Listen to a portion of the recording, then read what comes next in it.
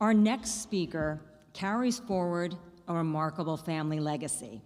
Renee Scudder, a relative of the pioneering Dr. Ida Scudder, is a board member of the Scudder Association Foundation and currently serves as Chief Strategy Officer at the Northbridge Companies in Boston, Massachusetts. With over 20 years of leadership experience in strategic planning, business development, and consulting, Renee has dedicated much of her career to the healthcare field in both Boston and San Francisco. Earlier in her career, she worked with the Hay Group, collaborating with global leaders like State Farm, Toyota, and IBM to strengthen strategy and performance. Renee's commitment to learning and growth is equally as impressive. She earned her master's degree from Simmons College, and she also has shared her expertise as an adjunct professor at the University of San Francisco's School of Management and Dominican University's Borowski School of Business. Beyond her professional life, Renee has served her community through Rotary and even taught outdoor leadership as an Outward Bound Sea staff instructor. Please join me in welcoming a dynamic leader who continues the Scudder legacy of vision, service, and impact, Renee Scudder.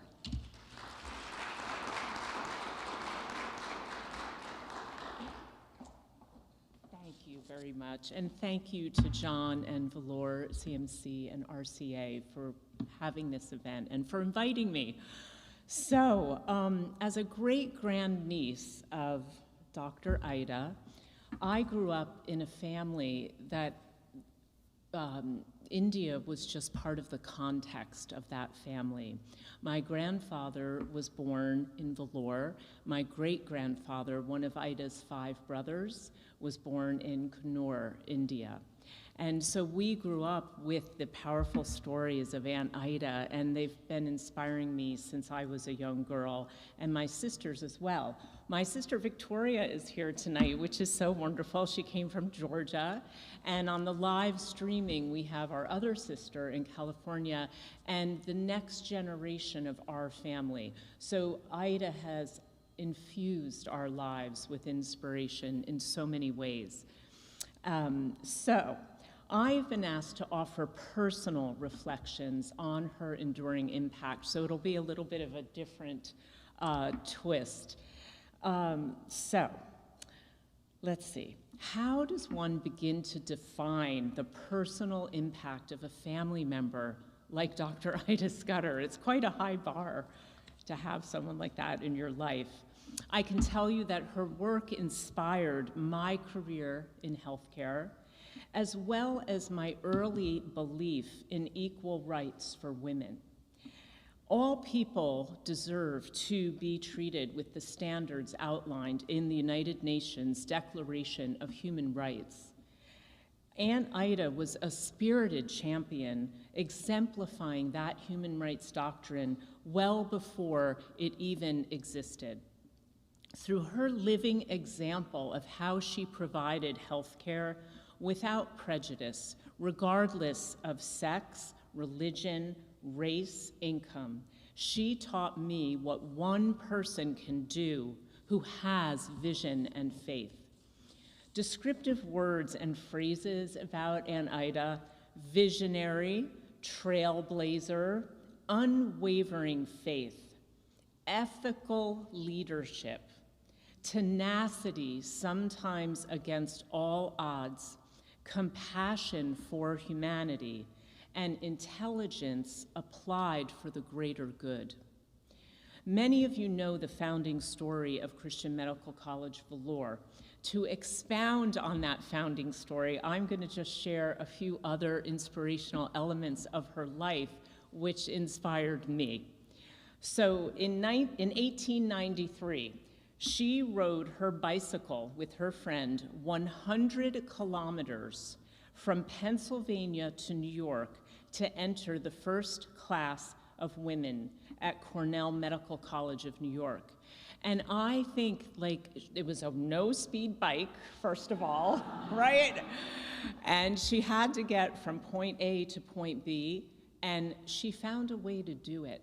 And that is just like one personal example of this woman's courage and tenacity. Another example, After completing medical school, as John said, and arriving in India to begin her practice as a newly trained physician, her beloved father and medical mentor died 5 months later. And many of us know the oppressive grief of losing a loved one, and yet with limited resources, a broken heart, a small one-bed clinic, she pressed on, finding her way, and the rest is a story that we are celebrating here tonight. Another example is in 1903, Vellore was undergoing a terrible epidemic of plague. Dr. Ida was out in the populace offering preventative prophylactic care, which some believe helped minimize the impact and the spread of that plague in Vellore. Let's go to fundraising. So she knew that fundraising had to be done to realize her vision and to take care of the needy. So she fundraised throughout her career. So when she was a physician, she was fundraising. When she was an administrator of a college, she was fundraising. When she was a teacher of nurses and doctors, she was fundraising. And then there was the story for me and Tori. My sister Victoria, we were talking about this earlier today. She was in America and traveling churches everywhere she could, women's groups, wonderful organizations like RCA, to raise money. And all of a sudden, all the headlines in the newspaper were about the Japanese bombing of Pearl Harbor. And there's a wonderful book, Dr. Ida, by Dorothy Clark Wilson. It's my favorite book about her because there's so much personal information in there. But what she wrote was that here Ida kept traveling. All funds, as many of us know, were diverted just for the war at that time. But she kept traveling. So you'd see these big headlines about this terrible world crisis, and then Ida would be in the paper. And two of the headlines that I found fascinating were, quote, "A woman wanting $1 million is no rarity, but one working for her 3rd million is something else again." And Reader's Digest wrote, "This extraordinary white-haired woman has, at 72, a spring in her step, a sparkle in her eye, and the skilled, strong hands of a surgeon of 45. For 18 years, she has been the head of the medical association in a district with a population of 2 million. Doctors all over India send her their most difficult gynecological cases. So exalted is her reputation for healing." So she was a bit of inspiration even in the dark days of war. And finally, as one of you've mentioned here tonight, John, she empowered Indian women through education and skills development to become nurses and doctors. And what this did, when you think of enduring impact, is it assured that her work would go forward into the future.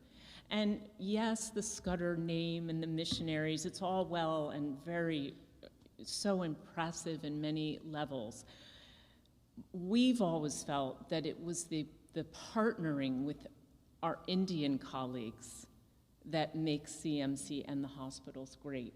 And her vision of educating and skills building was enduring impact. She knew the multiplier effect of working with her Indian colleagues side by side, who have grown CMC into what it is today, serving over 20,000+ patients a day today.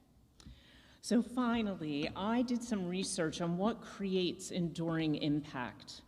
Elements of creating enduring impact are vision and purpose.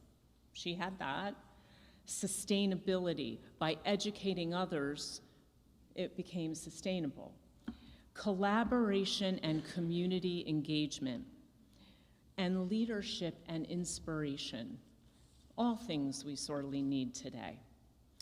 So as a relative one of the biggest inspirations I had was I wanted to go to India, so I learned very basic Tamil, and I went and I lived there for 3 months over 20 years ago, and I worked at a center for the evaluation and training of children with disabilities, Nambikai Nilayam.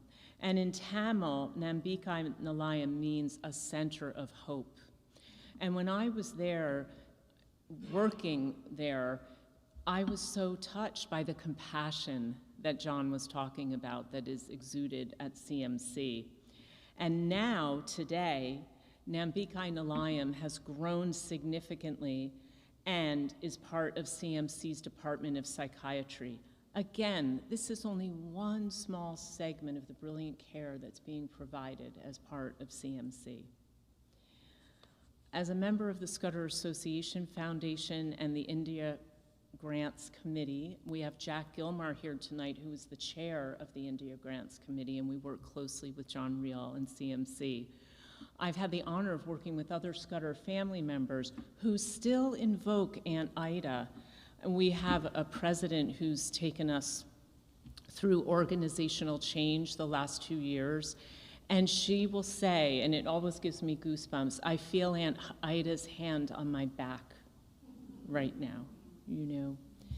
So I can't express what an honor it is to be here tonight to celebrate the common thread we all share, the celebration of an inspiring woman whose example is as relevant today in this world situation as it was 150 years ago. Enduring impact, I hope somehow we all take her work into the future. Thank you so much for the opportunity.